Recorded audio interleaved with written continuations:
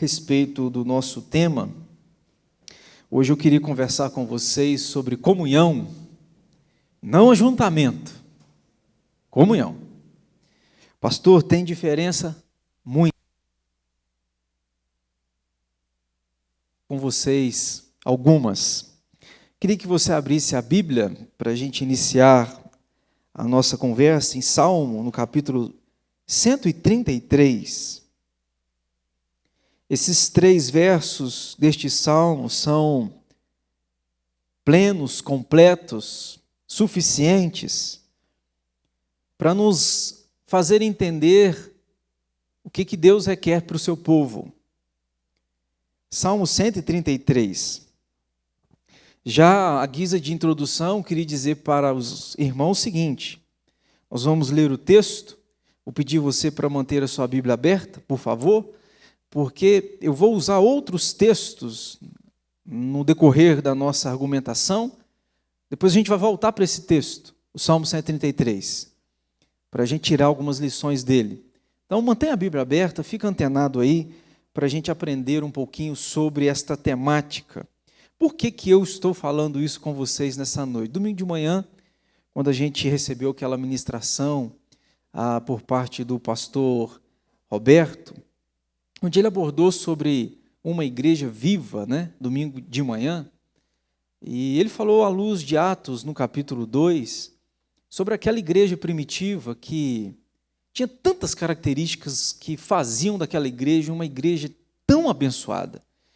E uma das características que me fez repensar, embora eu já tinha pensado isso algumas vezes, é a comunhão. A igreja primitiva não seria o que foi, ela não teria o impacto que teve, ela não realizaria o que realizou se não fosse uma igreja unida. Aquela igreja tinha unidade como estilo de vida. A comunhão era algo natural da igreja. Não era algo obrigado, não era imposto, mas era algo natural. A igreja tinha comunhão com os irmãos. E por que tinha comunhão com os irmãos? A comunhão com Deus era saudável. Porque eu não posso dizer que tenho comunhão com Deus, mas se o irmão a quem eu vejo, a Bíblia diz isso, Se o irmão a quem eu vejo, eu maltrato, não recebe o meu amor, mas recebe o meu ódio. Mas eu digo que amo a Deus a quem eu não vejo, a Bíblia diz que eu sou mentiroso.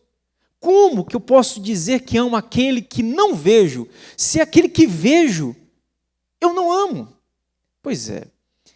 Aí, à luz daquilo que a gente ouviu, e fomos muito edificados, eu fui no domingo de manhã, eu falei, eu quero conversar com os irmãos sobre esse assunto. Aí comecei a mastigar mais este assunto, de lá para cá. Eu queria conversar então com vocês sobre esse tema, comunhão, não ajuntamento. Vamos ler o texto, Salmo 133. O texto diz assim: como é bom e agradável viverem unidos os irmãos. É porque é uma literatura hebraica que é traduzida para o português e acaba perdendo bastante. A palavra no português aqui começa com um ó, O hebraico dá uma outro viés para esse texto. O hebraico é como que se o autor, quando for escrever, ele diz assim: como é bom os irmãos viverem unidos. É aquela expressão de admiração, de perplexidade. Ele diz: eu nunca vi tal coisa. Que coisa? Você pergunta ao escritor, que nesse caso é Davi: que coisa, escritor? Como é bom e agradável viverem unidos os irmãos. Ele vê que quando os irmãos vivem em união, algo tão extraordinário acontece que ele dá um grito: Ele fica perplexo.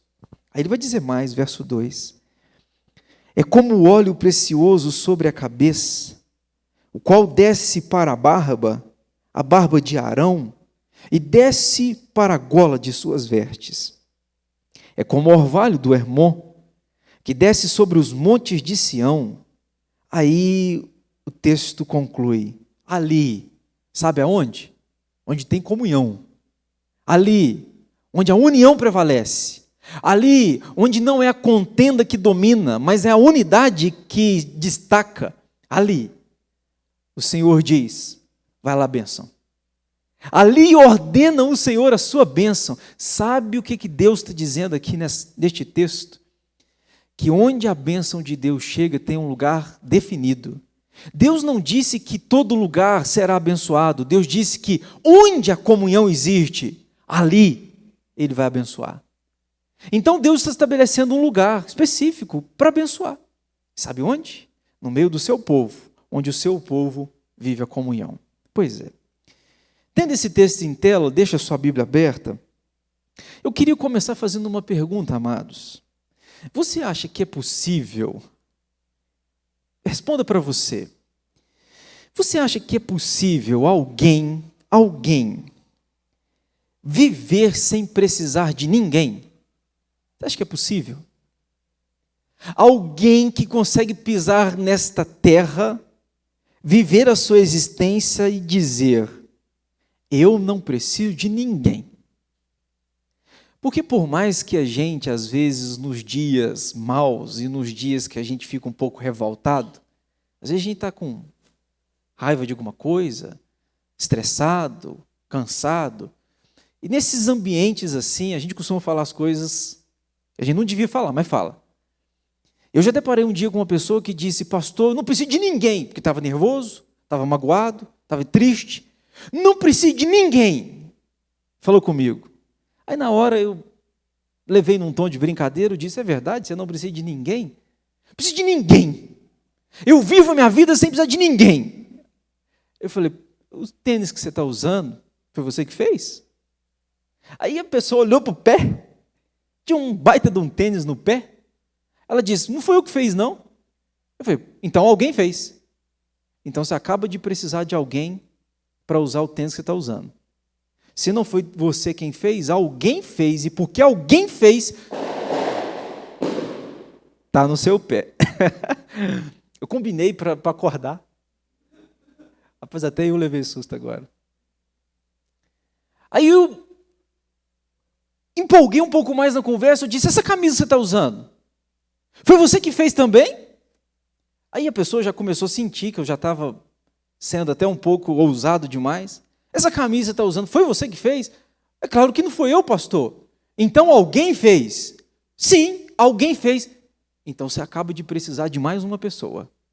Então já temos duas pessoas, pelo menos, uma que fez o tênis e a outra que fez a camisa. Pois é, amados, não tem jeito da gente passar essa existência sem precisar de alguém, né? Todos nós precisamos de um punhado de gente. Todos nós. A roupa que você está vestindo aí, imagino que não foi você quem fez, dificilmente foi. O seu tênis, o sapato, a máscara que você está usando, alguns até podem dizer: foi eu que fiz. Pois é. Mas nós não podemos passar esta existência sem precisar de pessoas. Sabe o que eu aprendo com isso? Eu aprendo o seguinte, que na verdade a gente nasce e vive, e porque nascemos e vivemos, é porque teve alguém e continua tendo alguém que é bênção na nossa vida e nós bênção na vida dele ou dela. Então nós estamos falando de comunhão, nós estamos falando de relacionamento. Se eu não posso passar por essa terra sem precisar de ninguém, eu preciso de muitos alguéms, automaticamente a Bíblia está me ensinando que a gente precisa uns dos outros, e porque precisamos uns dos outros, a gente precisa de ter comunhão. E quando eu digo comunhão, irmãos, eu não estou dizendo ajuntamento. Ajuntamento é uma coisa, comunhão é outra. Quer que eu ilustre? Ilustro. Por exemplo, um saco de batatas. Embora estejam ali várias batatas aglomeradas, elas não têm comunhão. Elas estão no ajuntamento. Basta você cortar aquilo que as ajunta, corta, cada uma vai para um lado. Elas perdem o ajuntamento. Elas estão ali uma colada na outra, mas não tem comunhão, não tem união, embora estejam próximas. diferente de um purê de batata. Se num saco existe o ajuntamento, o purê, existe uma comunhão. O que é a comunhão? É a mistura. Eu doei de mim e você doou de si para mim. Então, porque eu doei de mim para você e você doou de si para mim, houve uma comunhão, houve uma mistura saudável de crescimento. Pois é. A gente pode dizer que num saco de laranja existe um ajuntamento, mas numa laranjada existe uma boa comunhão. Na laranjada não pode mais ser separada. Se você tem um saco de laranja, você pode pegar uma laranja, deixar o resto ali, mas na laranjada não tem como você separar mais não. Eu vou tirar dessa laranjada 3, não tem jeito. Estão tão misturadas que é impossível separá-las. Isso é comunhão. Eu acho interessante porque a palavra comunhão na Bíblia tem outras palavras sinônimas. Por exemplo, companheiro, companhia. Aliás, não sei se você sabe, mas companheiro vem de uma palavra kompanis no grego. Kompanis, pensa um pouquinho aí. Compão. Companheiro é aquele que partilha o pão com você. Companheiro é aquele que, tendo pão, partilha do pão que tem, e o pão que tem é dividido entre vocês dois. Companheiro, então, é aquele que entra na sua casa e parte o que tem com você. Por isso que Jesus diz lá em Apocalipse 3, olha, eis que estou à porta e bato. Se alguém abrir a porta, entrarei e cearei. Sabe o que Jesus está dizendo? Olha, eu estou à porta e bato. Se alguém abrir a porta, eu vou entrar e eu vou partilhar o meu pão com você. Jesus está dizendo, eu tenho pão para alimentar você. Eu quero ser o seu companheiro. Eu quero ser o seu companis. Se eu entrar, eu compartilho o que tenho contigo. Pois é, isso é ser um companheiro. Companheiro é aquele que, tendo, compartilha o que tem com o outro. Companis. Aí, amados, eu disse a vocês que eu queria ler alguns textos, né? Eu vou ler, se você puder me acompanhar. Na tela, se puder aí, ir comigo. Você acha que se Jesus, quando orou, pelo que Jesus orou? Jesus orou por tantos assuntos, mas um se destaca em João 17. Queria que você abrisse lá.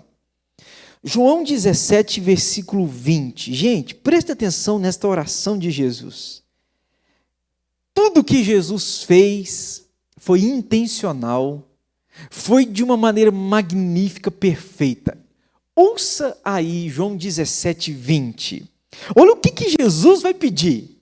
Ô Jesus, só tem alguma coisa para pedir pelos seus discípulos? Eu tenho. O quê? Está aqui. João 17, 20. Não rogo somente por estes, mas também por aqueles que vierem a crer em mim. Não por vierem a crer em mim por intermédio da sua palavra, a fim de que todos sejam um. E como és tu, ó Pai, em mim e eu em ti, também sejam eles em nós, para que o mundo creia que tu me enviaste. Eu lhes tenho transmitido a glória que me tens dado, para que sejam um, como nós o somos, eu neles, e tu em mim, a fim de que sejam aperfeiçoados na unidade, para que o mundo conheça que tu me enviaste e os amaste, como também amaste a mim. Sabe o que Jesus vai orar? O que ele fala? Ô Pai, eu estou aqui com o teu povo, e eu quero suplicar para o povo uma coisa, ó Pai, que eles sejam um. Notem uma coisa, quando Jesus vai interceder, quando Jesus vai orar pelos seus, Jesus pede comunhão. Jesus está dizendo o seguinte, Pai, que eles sejam um. Eu estou te pedindo apenas isso neste momento. Eu quero que o Senhor faça eles um povo tão tão unido, que eles tenham tanta comunhão, que eles sejam um, assim como o Senhor é um em mim, eu em ti, que eles sejam um em nós. Amados, presta atenção. Agora, para quem que ele vai rogar? Aí está antes, verso 9. Olha o verso 9, no mesmo capítulo. É por eles que eu rogo. Não rogo pelo mundo, mas por aqueles que me deste, porque são teus. Ora, todas as minhas coisas são tuas, e as tuas coisas são minhas, e neles eu sou glorificado.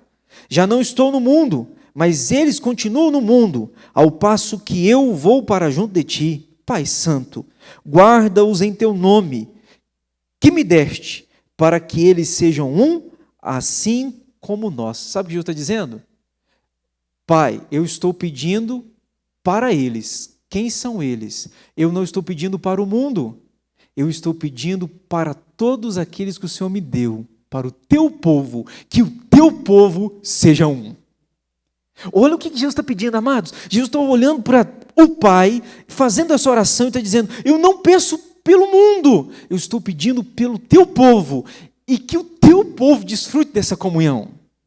Jesus sabe que se este povo salvo, que somos nós, a igreja espalhada pela face da terra, Jesus sabe que se este povo tiver comunhão, este povo é imparável, este povo é indestrutível, porque onde há comunhão, Salmo 133, verso 3, ali ordena o Senhor a sua bênção. Pois é, eu queria destacar aqui, à luz desse Salmo 133, algumas verdades sobre comunhão, para depois a gente concluir. Primeiro, a comunhão entre os irmãos é atraente, amados. Vejam o verso 1 do Salmo 133. Ó, como é bom e agradável viverem unidos os irmãos. Sabe o que é interessante aqui, irmãos? É que a comunhão entre nós, povo de Deus, ela atrai. Ela atrai. Se comunhão atrai, você concorda comigo que onde não há comunhão repele? Onde há comunhão atrai pessoas, mas onde não há, afasta pessoas. Ninguém quer ir onde está tendo contenda, não é verdade? Ninguém quer ir onde estão um falando mal do outro, um discutindo com o outro. A gente quer correr fora, é claro. Se você tem bom senso, você vai sair fora mesmo. Agora, onde existe comunhão, existe atração. A igreja primitiva tinha isso. A igreja era tão unida, que diz o texto bíblico lá em Atos 2, que contava com a simpatia do povo. A cidade passava, e a cidade olhava e falava assim, gente, tem um negócio diferente daquele povo. Gente, aquele povo encanta a gente. Nós somos chamados para viver uma comunhão tão excelente, tão linda, que esta comunhão seja um atrativo para quem está nos vendo. Tem uma coisa diferente naquele Atipac. Aquele povo é diferente. Aquele povo é tão unido. Tem um negócio diferente ali. Alguém pode perguntar. E alguém pode responder. É porque a presença do Todo-Poderoso está ali. E onde a presença do Espírito está, o óleo nos une em um só povo, em um só corpo. Portanto, a comunhão, ela é atraente entre os irmãos. A segunda verdade que eu vejo nesse texto, do Salmo 133, é que a comunhão entre os irmãos é como medicina para os relacionamentos. O verso 2 diz assim, é como óleo precioso. Hoje a gente não usa isso mais. Nem os antigos imagino que usam. Mas no tempo bíblico o óleo era medicinal. Por exemplo, eu trouxe aqui pelo menos 3 finalidades do óleo, nesse tempo bíblico. Primeiro, poderia ser usado como cosmético. Aí, mulheres, vocês que gostam bastante aí de se embelezar. Poderia ser usado como cosmético. Poderia ser usado como remédio. E poderia ser usado como símbolo da unção do Espírito Santo. Sabe o que o salmista está dizendo? Que a comunhão é uma medicina, é um remédio para os relacionamentos. É como óleo que desce. Onde o povo tem comunhão, irmãos, esse povo está curado. Essa é a realidade. Ele está curado espiritualmente, ele está curado emocionalmente, ele está curado fisicamente, porque a comunhão cura. Mas o contrário, a não comunhão, arrebenta com a gente. Traz problemas aqui, psicológicos, traz problemas emocionais, e se aqui está doente e aqui está doente, o físico também acaba ficando. Porque, na verdade, muitas vezes o que temos no físico é um reflexo daquilo que temos na emoção e na psique, na mente. Pois é. Terceiro, a comunhão entre os irmãos é restauradora, é como óleo precioso sobre a cabeça, o qual desce para a barba de Arão. Ô irmãos, é restauradora. Aí no verso 3 vai dizer, é como o orvalho do Hermon. A gente não conhece muito o orvalho, assim, de usar no vocabulário do dia. Mas o orvalho você sabe o que é, né? Quem trabalha na roça aí sabe direitinho. Principalmente nessa época, né? Que está chuvosa. Você entra no meio da lavoura de manhã, 6 horas, 7 horas, até o momento em que o sol começa a secar, mas se você entra no meio da lavoura, é impossível você ficar seco. Porque a lavoura está molhada em dias que não choveu. Não estou dizendo que é molhado pela chuva, eu estou dizendo molhado pelo orvalho. Orvalho é aquela serração baixa, que às vezes deixa branquinho o chão. Quem mora na zona rural vê isso com muito mais frequência do que nós, que moramos assim na cidade. Pois é, a Bíblia está dizendo o seguinte, que a comunhão é restauradora, é como orvalho. E sabe o que é interessante, irmãos? O orvalho, na Bíblia, é um símbolo da presença de Deus entre o seu povo. É um símbolo da presença de Deus entre o seu povo. O orvalho cai à noite. Talvez nos dias mais difíceis da nossa vida é que a gente desfruta o que é comunhão de verdade. Já pararam para pensar nisso? Nos dias mais difíceis é que você pode desfrutar do que é a comunhão verdadeira. O orvalho cai à noite, de manhã você vê um resultado dele ali. O orvalho também ele é frequente, né? Ele é rotineiro, ele acontece várias vezes. A comunhão precisa ser frequente. O orvalho traz um novo frescor. A comunhão também refresca a alma. Mas quarto, diz esse texto bíblico, irmãos, que a comunhão entre os irmãos atinge os de perto e os de longe, porque o verso 3 diz, é como o orvalho do Hermon, que desce sobre os montes de Sião. Você sabe bem que o Hermon é uma montanha muito alta. No topo dessa montanha, fica por 11 meses congelada.